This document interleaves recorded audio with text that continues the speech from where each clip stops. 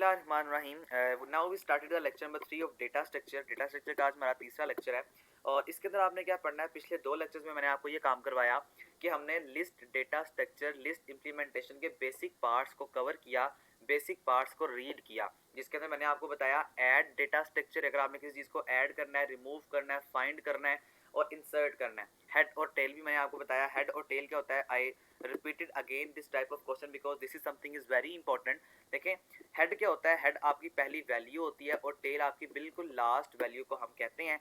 और आपने करंट का कॉन्सेप्ट याद रखना है कि अगर अब मैं आपसे कहता हूँ कि ये आपकी करंट पोजीशन है, ठीक है, मैं आपको लिख दूंगा करंट, आपके पेपर में भी इस तरह से क्वेश्चन आएगा करंट पोजीशन।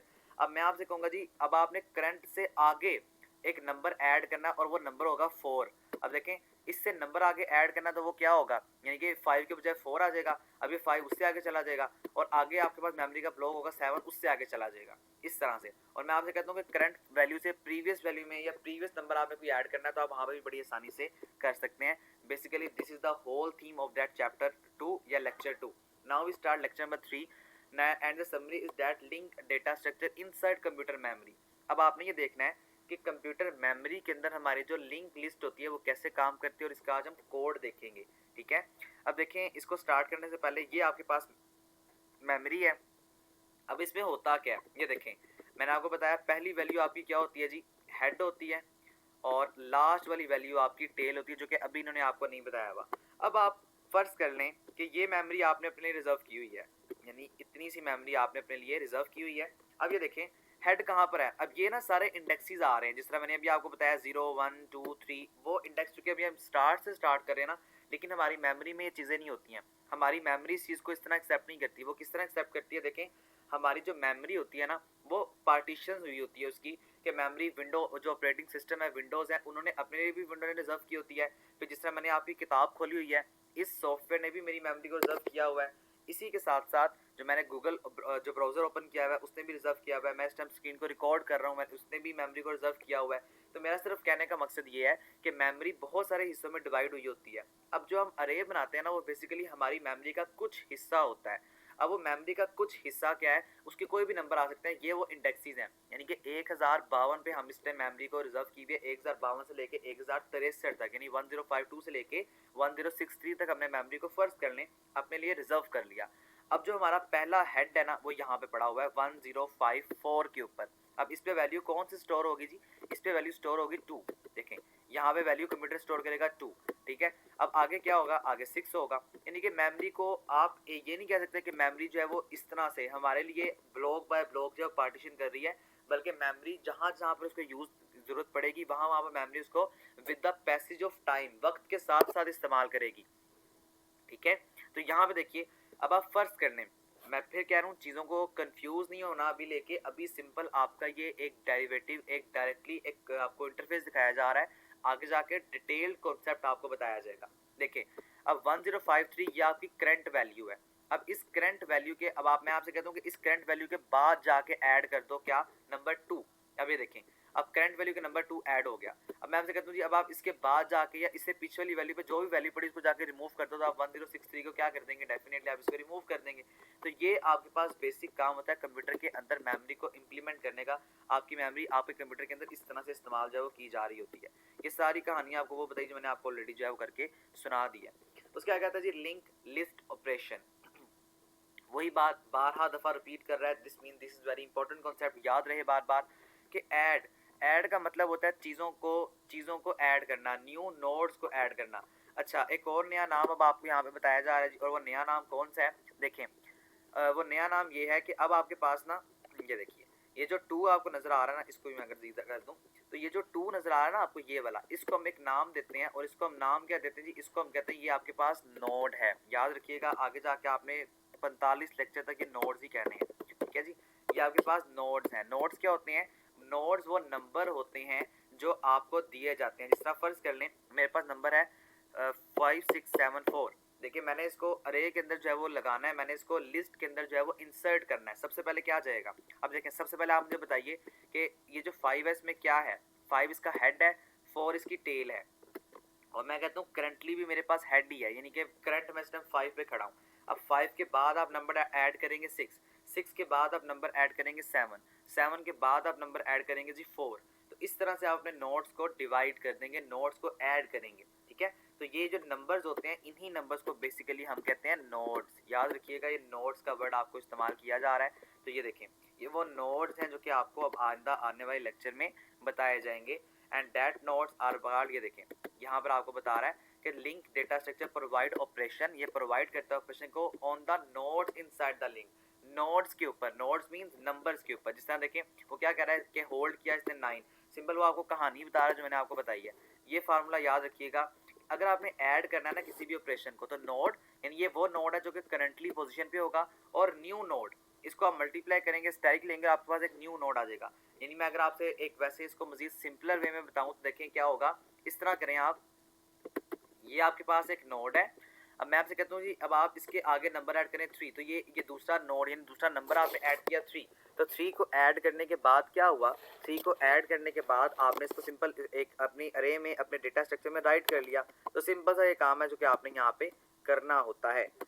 उम्मीद करता हूँ ये मेरी बात आपको समझ आ चुकी होगी। नेक्स्ट हम आगे चलते हैं। तो नेक्स्ट आपके जो हैंड आउट्स है उसमें देखें क्या बता रहे हैं आपको, ये देखें न्यू इंट, इंट का मतलब क्या है, ये ना आगे जाके आपका पूरा प्रोग्राम आएगा जो मैं आपको डिटेल्स एक्सप्लेन करूंगा। अभी आपको तोड़ तोड़ के प्रोग्राम को समझा रहा है कि इंट आपकी डेटा स्ट्रक्चर है, उसके आगे जो स्टैटिक है ना ये आपका पॉइंटर्स है। पॉइंटर्स मैंने आपको फर्स्ट चैप्टर के अंदर बताया था।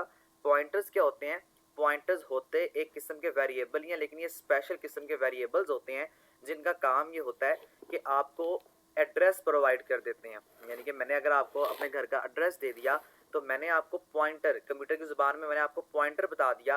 अब आप डायरेक्टली मेरे पास आएंगे, मेरे घर में बैठेंगे, जो काम करना होगा बातचीत करेंगे, देन यू कैन गो। तो इसका मतलब है कि अगर आपको एक मेमोरी का, जिस तरह मैं कहता हूँ कि ये मेरी मेमोरी है और मेमोरी बहुत बड़ी होती है, आपकी मेमोरी लाखों ब्लॉक्स के अंदर डिवाइड हुई होती है। अब मैं आपसे कहता हूँ जी यहाँ पे मेरा डेटा पड़ा हुआ है। अब देखें आपने क्या करना है, आपने डेटा फर्स्ट कर लेंगे, आपने डेटा यहाँ से उठाना है, आप डायरेक्टली यहाँ पे आएंगे और डेटा को उठा लेंगे। आपको इतना एरिया जो है वो फाइंड करने की ज़रूरत नहीं है, इतना एरिया आपको फाइंड करने की ज़रूरत नहीं है। सिंपल आप एरिया फाइंड नहीं करेंगे और आपको एक डायरेक्टली वे में वो चीज़ बता दी जाएगी कि आपने जो काम करना है आप यहाँ से करें, मैन डेटा को उठाएं, डेटा मैनिपुलेट करें, प्लस करना है, माइनस करना है, मल्टीप्लाई करना है, जो डेटा पे आपने काम करना है आप करें, और करने के बाद आप डेटा को स्किप कर दें, उसके बाद आप वापस चले जाएं।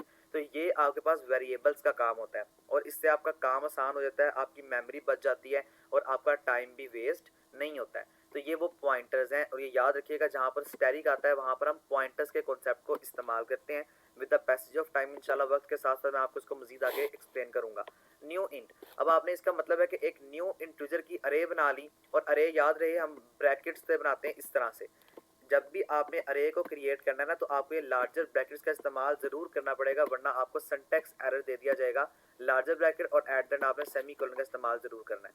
अब इसका मतलब है कि एक न्यू अरे बना दो और उस अरे का नाम होगा इंट, और इंट के अंदर कितने ब्लॉक्स होने चाहिए, यानी मेमोरी कंज्यूम करो, और कंज्यूम करने के बाद कितने ब्लॉक्स ये वाले होने चाहिए, 10 होने चाहिए, 1 2 3 4 5 वो 10 ब्लॉक्स ले लो और उन ब्लॉक्स को हमारे लिए रिजर्व कर लो। अच्छा, अब आप वहाँ पे आते हैं तो वहाँ पे आप डेटा अपनी जो लिंक्स लिस्ट है उसको क्रिएट करते हैं मेमोरी में। अब आप वहाँ पे कहते हैं जी 2 है 6, जो नंबर आपने ऐड करना है वो आपने ऐड किया। अब देखेंगे आपको खुद से बता रहा है कि ये जो एरो आ रहा है ना ये वाला, ये क्या है, ये करंटली है, ये देख रहे हैं आप, ये करंटली है। यानी करंट आपको इस तरह पेपर में आएगा कि करंट आपका ये है। अब आपने इसके बाद नंबर 9 ऐड करना है, ये देखें ये इसके बाद कह रहा है इसको ऐड करो। अब इसका बड़ा सिंपल सा काम है, लेकिन चूंकि मुझे आपको समझाना है, आपके वीयू के जो अपने इंस्ट्रक्टर हैं उन्होंने आपको समझाना है। अगर आपको पेपर में ये सवाल आता है तो आपने क्या करना है, 2 6 8 वो कहता है इसके बाद ऐड कर दो। यहाँ पे आपने एक ब्लॉग बनाना है, ब्लॉग बनाने के बाद आपने करना है सिंपल, आपने इस 9 को राइट कर देना है। ये आपका होल स्ट्रक्चर है जो कि मैं आपको बताना चाह रहा हूँ। अब आपके इंस्ट्रक्टर ने भी यही काम किया, लेकिन आपको कुछ ना कुछ है वो नीचे बताएंगे कि करंटली पोजीशन क्या है, यानी करंट पॉइंटर कौन सा है, ये वाला 8 के बाद आप चाहते हैं इस 9 को ऐड कर दें। अब ये देखें ये इसका एक वो C++ का कोड है, मैं आपको ये दिखाता हूँ, लेकिन उससे पहले अगर इन्होंने डायग्राम की फॉर्म में दिखाया हुआ है तो मैं आपको वो दिखाना चाह रहा हूँ। मेरे ख्याल है कि इन्होंने नहीं दिखाया, अगर नहीं दिखाया होगा तो हम इस चीज़ को स्किप करेंगे। यस, नहीं दिखाया इन्होंने, ठीक है, हम इस चीज़ को स्किप करते हैं। लेकिन देखिए इसकी जो डेटा बनेगी वो आपको नेक्स्ट लेक्चर में आगे आएगा, तो मैं आपको वहाँ पे बताऊँगा। तो ये वो बेसिक कोड है जो कि आपको बता रहा है। इसका C++ कोड देखिए, कोड इतना इंपॉर्टेंट नहीं है, लेकिन आपको कॉन्सेप्ट को अंडरस्टैंड करना ज़्यादा ज़रूरी है। देखिए अगर आपने CS 304 पढ़ी या नहीं पढ़ी तो इंशाल्लाह मेरी उसकी भी क्लास होगी। देखिए CS 304 में हमने एक क्लासेस के कॉन्सेप्ट को पढ़ना है, जो कि आपने CS 201 के अंदर बेसिक कॉन्सेप्ट को पढ़ा होगा। क्लासेस की बेसिक 3 टाइप्स होती हैं, जिसमें से हम 2 इस्तेमाल करते हैं, पब्लिक और प्राइवेट। पब्लिक के अंदर हमारा वो डेटा होता है जो कि हम लोगों को शो नहीं करना चाहते, जबकि प्राइवेट के अंदर हम अपना वो डेटा रखते हैं जो कि हम लोगों को सॉरी पब्लिक के अंदर हम वो डेटा रखते हैं जो हम लोगों को शो करना चाहते हैं, जबकि प्राइवेट के अंदर हम वो डेटा रखते हैं जो हम लोगों को शो नहीं करना चाहते हैं।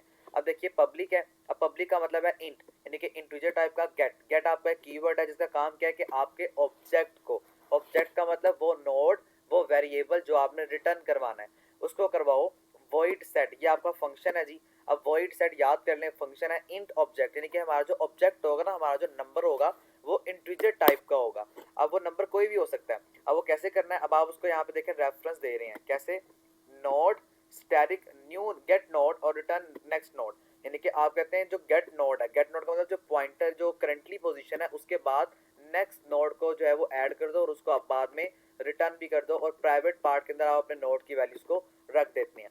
तो ये बेसिक आपके पास है।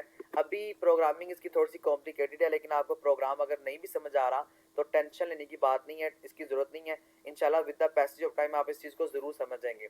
ये सारी कोडिंग है कि आपने इसको एक दफ़ा एक्सप्लेन करना है, यहाँ से आपके एमसीक्यू जरूर बनते हैं, इस चीज़ को स्किप नहीं करना, ठीक है। मैं अब आपको ये टोटल पढ़ के बता नहीं सकता, मैंने आपको एक होल प्रोग्राम समझा दिया। अब दोबारा आगे देखें, दोबारा से कोड आ गया और ये टोटली कोड है आपका। वो जो अभी पीछे आप एक प्रोग्राम का छोटा सा टुकड़ा पढ़ के आए हैं, ये अब आपको टोटल एक वे में समझा रहा है कि अब आपने कैसे काम करना है।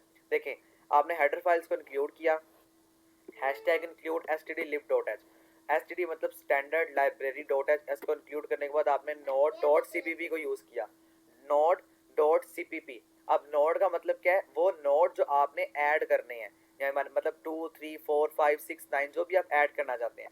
अब आप आगे क्लासेस में, क्लासेस की मैंने आपको बताया 2 टाइप्स हैं, पब्लिक और प्राइवेट।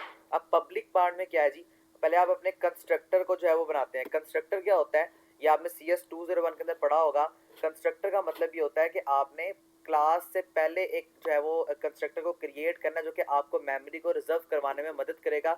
और डिस्ट्रक्टर का मतलब होता है जब आपने मेमोरी के साथ छेड़छाड़ कर ली, अब आपको मेमोरी की जरूरत नहीं है, तो आप मेमोरी को दोबारा वापस करेंगे, तो दोबारा वापस करने की जो जिम्मेदारी होती है वो डिस्ट्रक्टर की होती है, रिटर्न की होती है और डिलीट की होती है। ये आप CS201 के बेसिक कॉन्सेप्ट पढ़ के आए होंगे, नहीं पढ़े तो आप थोड़ा सा इस चीज़ को प्लीज़ जाके रिवाइज ज़रूर कीजिएगा, ठीक है। अच्छा देखें, लिस्ट में आप आ गए, लिस्ट यानी हमारा डेटा स्ट्रक्चर नाम है। Head node equal to new node, head node का मतलब है वो नोड जहां पर आपने चीज़ों को ऐड करना है, जबकि अब आप कहते हैं सेट नेक्स्ट, यानी कि नेक्स्ट मेथड। जिस तरह मैंने भी आपको बताया पीछे क्या था, ये देखिए यहाँ पे 8 था ना, अब नेक्स्ट ने क्या था 9 आना है। अब आपने करना ये है कि इस 8, वो कह रहा है ये हेड नोड है, ये हेड नोड कौन सा जी, ये वाला 8। अब वो कहता है कि सेट करो नेक्स्ट को, नेक्स्ट क्या है, नील है, यानी कि वो पहले चेक करेगा अगर नेक्स्ट नोड खाली है तो ठीक है। अब नेक्स्ट नोड अगर खाली है तो जाके न्यू नोड के बराबर उसको कर दो, और न्यू नोड था आपका 9, तो वो न्यू नोड को ऐड कर देगा और आखिर में इस चीज़ को रिटर्न करवाने के बाद आपको एक आउटपुट दे देगा। तो ये सिंपल एक बेसिक काम है जो कि आप करते हैं। दोबारा से आपको बता रहा है ऐड, रिमूव, नेक्स्ट, बैक और स्टार्ट, इन फंक्शंस को याद रखिएगा, ये वो फंक्शंस हैं। अगर आपको इन फंक्शन की समझ आएगी तो आपको टोटली लेक्चर की समझ जो है वो आ जाएगी। ये टोटल कॉन्सेप्ट आपको दोबारा एक्सप्लेन करके बता रहा है ऐड मेथड के थ्रू। अब यहाँ पे क्या करना है आपने, देखें, नोड स्टैटिक यानी कि आपको पॉइंटर्स का कॉन्सेप्ट दोबारा रिपीट करवाया, new node equal to new node, कह रहा है कि आपका जो नोड है ना उसके बाद जो न्यू नोड ऐड हो रहा है उसको नोड के पॉइंट ऑफ व्यू से करेगा। और अब यहाँ पे ऐड मेथड को इस्तेमाल करेगा, यहाँ पे इसने कहीं किया होगा दिस वन। अच्छा ये देखें, इतना सा काम देखें, ये देखें, अब इससे पहले उसने इफ लगाई, इफ अगर करंट नोड, ये फिक्टोरियल का मतलब होता है नोट, ये जो आपको नजर आ रहा है इसका मतलब है नोट, अगर करंट नोड जो है वो नल के बराबर नहीं है तो क्या करो, न्यू नोड को सेट कर दो नेक्स्ट करंट नोड के साथ, और उसको बाद में क्या करो जो है वो करंट नोड के बाद न्यू नोड को ऐड कर दो और उसके बाद उसको रिटर्न करवा दो। और ये काम याद है आपने डायग्राम के थ्रू ज्यादा समझना, क्योंकि पेपर में डायग्राम ज्यादा आती है आपके पेपर में। हाँ प्रोग्रामिंग भी जो जिनका CS301 प्रैक्टिकल सब्जेक्ट है उसमें पूछी जा सकती है, लेकिन इसी के साथ साथ आपको ये जो भी बेसिक क्राइटेरिया है, बेसिक जो भी आपको चीज़ें समझा रहा हूँ उस चीज़ के बारे में आपको ज़्यादा अच्छी तरह से नॉलेज जो है वो होना चाहिए। अब ये देखें, अब हेड नोड क्या है, इसमें 0 है, ठीक है। साइज हमेशा मैंने आपको बताया था, यहाँ पे भी देखें 0 से स्टार्ट होता है 31, 0 से आपका साइज स्टार्ट होता है, तो ये उसने आपको यहाँ पे बताया। देखें साइज आपका क्या है 0, अब साइज 0 से स्टार्ट हुआ, करंट नोड आपका था 2। अब आपने क्या कहा, आपने कहा जी मुझे इसके बाद जो है वो ऐड करना है। अब आप कैसे ऐड करें, देखें, अब आपके पास 6 ऐड करना है तो 2 के बाद आपने 6 को ऐड कर दिया, सिंपल ऐड मेथड है। अब ये देखें 2 है, 6 है, 8 है, 7 है और 1 है। अब इसका साइज आपसे पूछा जा सकता है, तो उसका साइज देखें, काउंट कर लें। 1, फिर 6 2, फिर 3 4 और 1 5, तो ये आपके पास है। और करंट नोड अब कौन सा है, आपको खुद बता रहा है, करंट नोड जो है वो 1 है। अब इसके बाद हम कोई नंबर ऐड नहीं कर सकते, ये बात याद रहे। ये देखें, ये टेल है और ये आपको खुद बता रहा है ये आपके पास हेड नोड है, ठीक है। इस तरह से आप चीज़ों को ऐड करते हैं अपने लिस्ट डेटा स्ट्रक्चर के अंदर। सिंपल काम था, इजी काम था, मैं उम्मीद करता हूँ आपको समझ जाए वो आ चुकी होगी। आगे आपकी एग्जांपल पे आता है जी। इस एग्जांपल को समझने से पहले, अच्छा ये काफ़ी लंबी एग्जांपल है, ये आपके पेपर में आएगी भी नहीं, लेकिन हम इस चीज़ को फिर भी एक दफ़ा देखेंगे ताकि आपको अच्छी तरह समझ में आ जाए। देखेंगे आपके पास वही तमाम तर काम है जो आप अभी छोटे छोटे टुकड़ों में कर रहे थे, आपको इसने एक होल फुल फ्लेज एग्जाम्पल बना दी। अब इसमें क्या किया इसने, सबसे पहले एक क्लास बनानी नोड की। अब क्लासेस के कॉन्सेप्ट मैं आपको बता रहा हूँ कि ये आपने CS 201 के अंदर पढ़े थे। आइंदा आने वाले वीडियोस में, आइंदा आने वाले लेक्चर में इंशाल्लाह मैं आपको इसको डिटेल से फिर भी बताऊंगा कि आपने कैसे काम करना है, क्लासेस के कॉन्सेप्ट को आपने कैसे अंडरस्टैंड करना है। देखें, क्लास आपने बना ली नोड की। क्लास के दो पार्ट्स हैं, बेसिक पब्लिक और प्राइवेट। अब पब्लिक पार्ट में आपने इन डेटा स्ट्रक्चर रखा, उसके साथ आपने गेट कीवर्ड लगाया। अब गेट का मतलब है कि जो आपको इम्प्लीमेंटेशन दी जा रही है ना, उस इम्प्लीमेंटेशन के ऊपर वर्क करो और उसके बाद उसको रिटर्न करवाओ। यानी कि मैं आपसे कहता हूँ कि देखें, ये आपके पास नंबर्स हैं, अब इस नंबर को आपको आउटपुट भी तो करवाना है ना। इस आउटपुट करवाने के लिए मैं यहाँ पे गेट का जो मेथड है या जो गेट कीवर्ड है उसको इस्तेमाल करता हूँ। आप वॉइड सेट में आगे जनाब, वॉइड सेट आपका फंक्शन है जो मैंने आपको ऊपर भी बताया था ऑलरेडी। आप कहते हैं दिस ऑब्जेक्ट, यानी ये ऑब्जेक्ट जो है वो उसके बराबर है। अब कौन से ऑब्जेक्ट के बराबर है, ये आपके वो ऑब्जेक्ट के बराबर है जो आपका करंटली ऑब्जेक्ट होगा। उसके बाद आपने उसको एड्रेस का रेफरेंस, जो भी एड्रेस का जो आपका कोड था, यानी कि आपने जो रिटर्न नेक्स्ट कोड था उसको आपने एक पॉइंटर के अंदर डाल दिया ताकि हमें उसका एड्रेस पता लग सके। प्राइवेट पार्ट में आए आप, प्राइवेट पार्ट में आपने सिंपल चीज़ों को डिक्लेयर किया कि हमारा जो ऑब्जेक्ट है वो इंटीजर टाइप का होगा, इसलिए आपने कहा इंट ऑब्जेक्ट। फिर आपने कहा node multiply by next node, कि जो नोड है उसके अगले नोड के बाद हमने वैल्यू को ऐड करना है। दोबारा से आप पब्लिक पार्ट में, अब आपने यहाँ पे कहा जी ऐड कर दो, और आपने कहा हेड नोड, करंट नोड, जो भी आपका नोड। देखें, हेड नोड मैंने आपको बताया जो पहला नोड है वो हेड नोड है, वो आपने प्राइवेट पार्ट में रखा चूंकि हम ये डेटा लोगों को नहीं दिखाना चाहते। आपने करंट नोड बताया कि करंट नोड मेरा कौन सा होगा। अभी आप बता नहीं रहे, सिंपल अभी आप स्ट्रक्चर को समझ रहे हैं, ठीक है। अभी हम प्रॉपरली कोई प्रोग्रामिंग कर नहीं रहे हैं। उसके बाद आप आते हैं लास्ट करंट नोड के पास, जो लास्ट करंट नोड होता है वो हमारी टेल होती है। अब सिंपल आपको वो क्राइटेरिया सारा समझा रहा है, और समझाने के बाद आपको बता रहा है कि आपने किस तरह चीज़ों को काम करना है। अब देखें इसका आउटपुट क्या आया, 1 2 3 4 5। अब जब आप इसको आगे जाके फर्दर इंप्लीमेंट करेंगे तब आपको इस चीज़ के बारे में डिटेल से कॉन्सेप्ट आएगा कि आप इसके अंदर ये काम कर रहे हैं। उम्मीद करता हूँ ये कॉन्सेप्ट आपको, तमाम तर कॉन्सेप्ट जो वो क्लियर हो चुके होंगे।